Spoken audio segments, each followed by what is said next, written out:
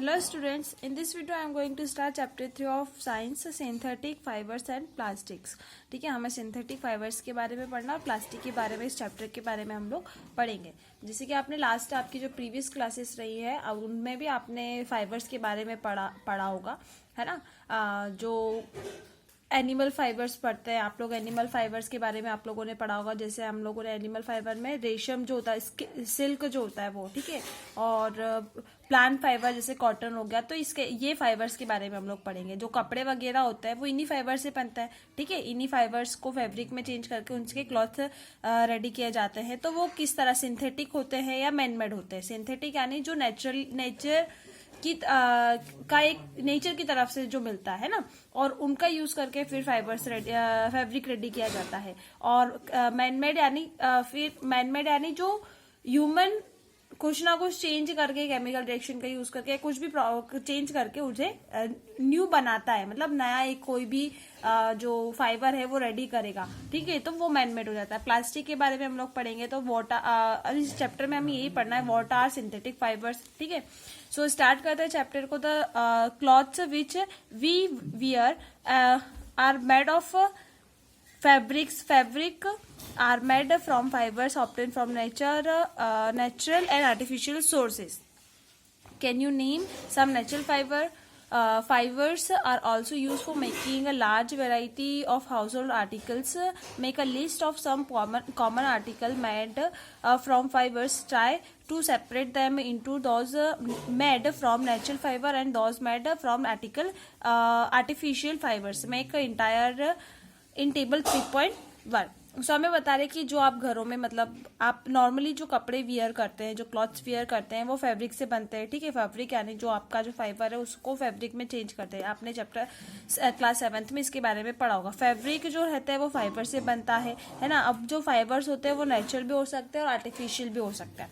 हम लोग कुछ नेचुरल फाइबर के नेम बताएंगे। नेचुरल फाइबर जैसे आप लोग बोल सकते हैं कॉटन सिल्क हो गया, ठीक है। फाइबर्स जो हम लोग उन फाइबर का यूज करके, कॉटन का यूज करके कई सारी ऐसे हाउस होल्ड आर्टिकल्स, मतलब घरों के कुछ बहुत से ऐसे सामान होते हैं जिनको हम लोग इन फाइबर्स की मदद से बनाते हैं। जैसे जो अधिकतर जो हमारे घरों में पैर पोछे होते हैं वो चीजें भी बनती है कॉटन की। तो कॉटन यानी नेचुरल फाइबर हो गया, वो तो उससे बन रहा है वो आर्टिकल, ठीक है। बहुत सी आपके डेकोरेशन का जो सामान होता है वो भी बनाया जाता है। तो उसकी लिस्ट हमको रेडी करके बताना है। यहाँ पे हमें आर्टिकल के नेम लिखना है। यहाँ पे कई सारे आपके घरों में कुछ ऐसे सामान आप लोग देखें जो अलग अलग, तो आपको ये टेबल को फिल करना है, ठीक है। जैसे आर्टिकल के नेम आपको राइट करना है। आपके घरों में आपने ऐसा क्या सामान देखा है। जैसे आपके घर में हम लोग नॉर्मली क्या देखते हैं, आप लोग बेडशीट का एग्जांपल भी ले सकते हैं, है ना। बेडशीट जो होगी वो बेडशीट नेचुरल फाइबर से बनी है, सिंथेटिक फाइबर से बनी है, आर्टिफिशियल फाइबर से बनी है, उसके नेम हमको बताना है, ठीक है, वो किससे बनी हुई है, ठीक है। फिर आगे नेक्स्ट आपको आगे बता रहे हैं, why did you label some fibres as artificial. आप उन आर्टिफिशियल, मतलब जो आप लोग फाइबर देखते हैं उन्हें आर्टिफिशियल फाइबर क्यों कह रहे हैं। जैसे आप लोग प्रीवियस क्लासेस में पढ़ चुके नेचुरल फाइबर के बारे में, जैसे कॉटन हो गया, वूल हो गया, सिल्क हो गया। कॉटन जो है प्लांट से मिलता है, वूल और सिल्क जो होता है वो एनिमल फाइबर होता है, ठीक है। प्लांट और एनिमल से मिलने वाले फाइबर्स होते हैं। That is why this fibres are as non as synthetic fibre या नेचुरल फाइबर्स, है ना। इन फाइबर्स को हम लोग सिंथेटिक फाइबर्स बोल सकते हैं या नेचुरल फाइबर बोल सकते हैं, ठीक है। तो कॉटन की, वुल की और सिल्क की बने हुए जितने भी सामान हैं आप उन्हें इस टेबल में राइट कर सकते हैं। आपके घरों में जो भी देखे और उनको बता सकते हैं कि वो नेचुरल फाइबर होते हैं, ठीक है। और in the other hand by human beings, मतलब ऐसे कई कुछ ऐसे फाइबर्स भी होते हैं जो ह्यूमन बींग्स के द्वारा बनाए जाते हैं, उन्हें बोलते हैं मैनमेड फाइबर, ठीक है। तो दिस इज कॉल्ड सिंथेटिक और manmade fibre. What are synthetic fibres. Synthetic fibres क्या होते हैं। So try to recall the uniform pattern for in a necklace और beads joint with the help of thread, है ना। जैसे कि हम लोग देखें कि आपके गले का जो नेकलेस है उसको देखें हम, तो कुछ इस तरह से होता है, तो वो जो नेकलेस होता है ना, तो आप वो कैसे बना है उसके बारे में अगर देखें तो मतलब हम क्या करते हैं, कई सारे clips, number of paper clips together make a long chain. हम लोग पेपर्स को एक जोड़ के एक लंबा चेन जैसा बना लेते हैं, ठीक है। उसी तरह से आपकी जो नेकलेस वगैरह होते हैं, जो चेन वगैरह होती है, वो बनी हुई होती है। There are similar between the two, इन दोनों के बीच में सिमिलरिटीज भी है। ये है आपकी बीड है जो छोटी टाइप गुथ लिया है उसको, और ये एक चेन है, ठीक है। पेपर क्लिप्स जिनको मतलब आपस में ज्वाइन कर दिया है, जो पेपर ज्वाइन करने की क्लिप आती है ना, ये वो क्लिप है। जब बहुत सारे पेपर को ज्वाइन करते हैं तो वो वाली क्लिप्स को ज्वाइन करके एक चेन बना ली है।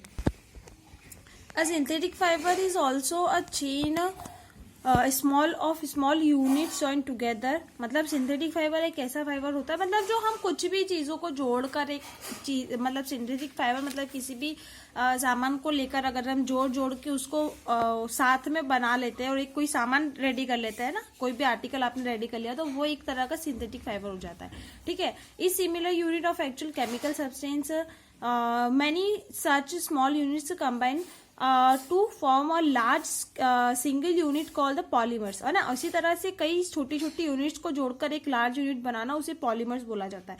पॉलीमर्स जो होते रहते हैं, कम्स जो है पॉलीमर वर्ड है वो ग्रीक वर्ड से लिया गया है। पॉली का मतलब होता है कई सारे, और मर का मतलब होता है पार्ट या यूनिट, ठीक है। तो पॉलीमर जो रहता है वो रिप्रेजेंट करता है मतलब polymer is made of many repeating units, मतलब एक ही चीज को बार बार एक सेम थिंग जो आप ले रहे हैं। जैसे कि हमने यहाँ पे पेपर क्लिप्स ली, एक पेपर क्लिप से और एक ही टाइप की सारी पेपर क्लिप्स को एक साथ ज्वाइन कर दिया, तो मतलब हमारी एक चेन, लॉन्ग चेन रेडी होगी। तो मतलब इस तरह से एक पॉलीमर बन गया। पॉलीमर यानी एक ही जैसी कई सारी यूनिट्स, बहुत सारी यूनिट्स, तो पॉलीमर का मतलब ये होता है, ठीक है। फिर आगे नेक्स्ट आपको बता रहे हैं जो पॉलीमर वर्ड, मतलब पॉलीमर जो रहता है वो नेचुरल भी हो सकते हैं। जैसे कॉटन एग्जांपल है, तो इसमें कॉटन जो रहता है वो पॉलीमर सेल्यूलोज के भी बने हो सकते हैं। सेल्यूलोज जो रहता है, सेल्यूलोज किसको बोलते हैं, तो सेल्यूलोज ग्लूकोज की कई सारी यूनिट्स आपस में मिलकर सेल्यूलोज बनाती है, ठीक है। तो ये आप लोग जो आपके बायो वाले चैप्टर आएंगे ना, उसमें आप बहुत अच्छे से पढ़ेंगे सेल्यूलोज और ग्लूकोज के बारे में, उसमें हम देखेंगे आगे, ठीक है। टाइप ऑफ सिंथेटिक फाइबर्स क्या होता है, ये तो हम लोग सिंथेटिक फाइबर्स क्या होते हैं वो देखे। सिंथेटिक फाइबर मतलब जो पॉलीमर्स होते हैं उसे हम सिंथेटिक फाइबर बोल सकते हैं, या small units when small unit together and make large thing, है ना। जब छोटी यूनिट्स मिलकर एक बड़ी चीज बनाती है उसको हम लोग सिंथेटिक फाइबर बोलते हैं। जैसे सिंथेटिक फाइबर के एग्जांपल हम लोग देखें, सिंथेटिक फाइबर जो रहता है ना, वो एक तरह का आर्टिफिशियल फाइबर होता है। हमने आपकी क्लास 7th में आप लोगों ने नेचुरल फाइबर के बारे में पढ़ा था। नेचुरल फाइबर जो कि नेचर की तरफ जो प्लांट एनिमल से हमें मिलता है, जैसे कि कॉटन हो गया, वूल हो गया, सिल्क हो गया। सिंथेटिक फाइबर जो मैनमेड होते हैं, जो बनाए जाते हैं, ठीक है। जैसे कि रेयॉन हो गया, नायलॉन हो गया। आप लोगों के घर में सामान आता है तो बोलते हैं नायलॉन का है या रेयन का है, इस तरह से कपड़े वगैरह रहते हैं, आप लोग देखते हैं, तो वो चीज है। अब देखते हैं क्या होता है रेयन क्या होता है।